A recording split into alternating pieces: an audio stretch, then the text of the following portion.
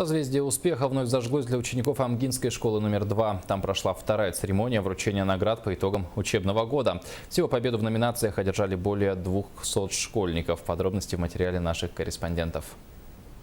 В течение последних лет школа внедряет инновационный проект «Школа творчества», направленный на изменение модели учебно-воспитательного процесса школы и являющийся переходным этапом внедрения новых образовательных стандартов второго поколения. Сегодня у нас во второй школе обучается 408 обучающихся.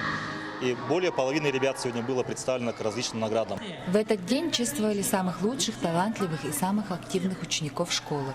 Активно участвовал в внутришкольных и внешкольных конкурсах, спортивных соревнованиях. В этом году учеником года стала Гианна Алексеева, ученица 11 класса, призер всероссийского конкурса по фотожурналистике, журналистике и рекламе, участник и призер многих республиканских конкурсов.